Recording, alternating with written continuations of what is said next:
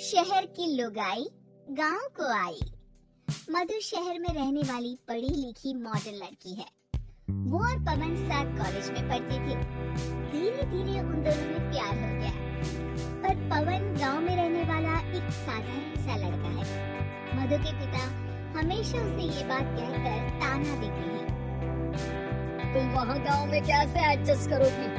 शादी करके तुम गांव तो चली जाओगी, पर अपनी सारी मॉडर्न सोच और चीजें यहाँ शहर में ही रख कर जाना। ये सुनकर मधु को बहुत गुस्सा आता है।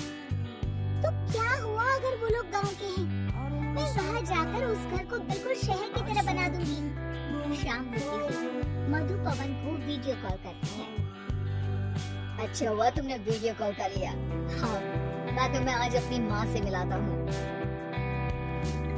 अरे बिट्टू, क्या कर रहा है? ये क्या है? दूर करना इस टुनटुने को। जाने कौन दिख रहा है इसमें तो? अरे माँ, आपकी बहू का वीडियो कॉल है। आप इसमें अपनी बहू से आमने सामने बात कर सकती हैं। नमस्ते बाजी, कैसी हैं आप? अरे जका, ये बहू ने अपने कानों में क्या लगाया है? जका से झुमके हैं। झुमके नहीं माँ जी, इन्हें ईयरफोन्स कहते हैं। इससे सामने वाले की आवाज और अच्छे से आती है। मैं आपको भी ला कर दूंगी। अरे नहीं नहीं, हमें नहीं ना चाहिए, हमारा कान बिल्कुल ठीक है। हाँ। माँ जी की ये बातें सुनकर मधु को अपने पिता की बातें याद आ जाती है और वो उसी वक्त ये ठान लेती है कि वो अपने ससुराल को एकदम मॉडर्न ससुराल बनाकर रहेगी।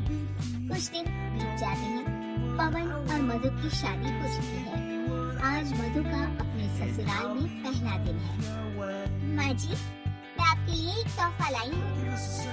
और इतना बड़ा तोहफा? अरे कहाँ लाई है रे इस बड़े से बॉक्स में? मधु बॉक्स खोलती है। ये क्या है? ये वैक्यूम क्लीनर है।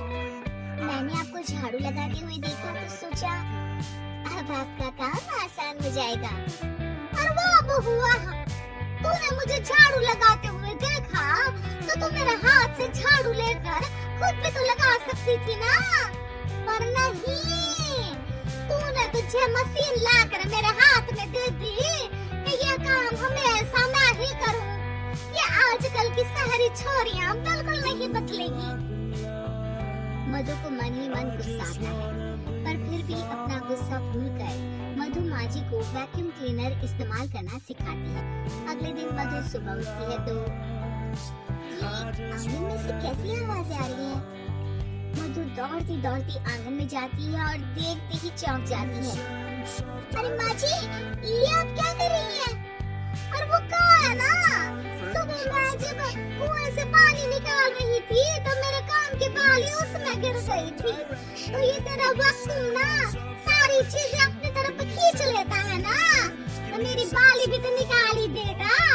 उसी की कोशिश कर रही हूँ, पर न जाने क्यों अब ये चालू ही नहीं हो रही तेरी मशीन। अब वो चालू होगी भी नहीं, पर अब कुएं में से पानी निकाल क्यों रही थी? अरे कमाल करती हो ना बहू। पीने के लिए पानी क्या तेरे मायके से लाऊं मैं? अरे कुएं से ही तो निकालना पड़ता है। हाँ? पीने के लिए पानी और वो भी कुएं से? मधु दिमाग लगाती है और थोड़ी ही देर में घर में वाटर प्यूरिफायर लगवा देती है।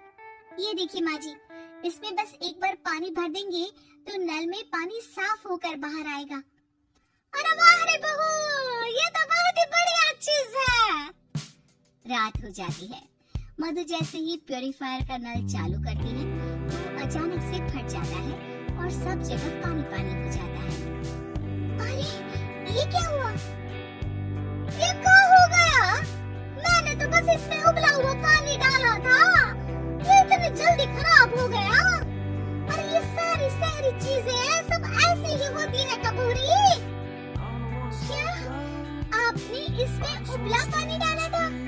हाँ तो फिर पानी तो तभी साफ होगा ना जब उसे उबालेंगे। ये मशीन का कोई जिन है जो हमने जो बोला वो कर देगी है? मधु को बहुत गुस्सा आता है। इस तरह तो मेरा अपने ससुराल को मॉडर्न बनाने का सपना अधूरा ही रह जाएगा। नहीं, मैं इस तरह से हार नहीं मान सकती।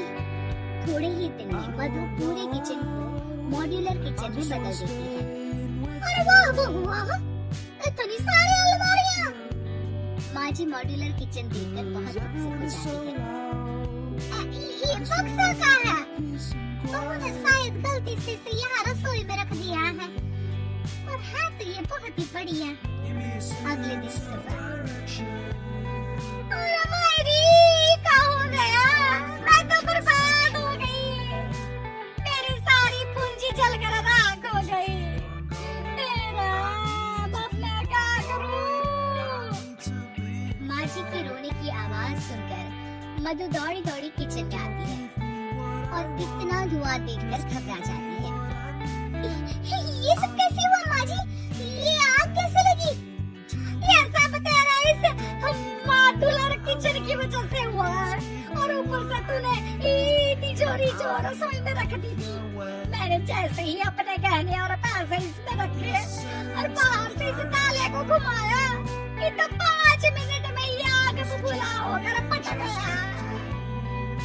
अरे माँ जी, ये तिजोरी नहीं है, ये तो माइक्रोवेव है। इसमें गहने नहीं रखते, खाना गर्म करने के लिए होता है ये। और ये जो आपने घुमाया ना, ये ताला नहीं है। आपने इसके टेम्परेचर को फुल कर दिया, इसलिए ये फट गया। माँ जी और जोर जोर से रोने लगती है।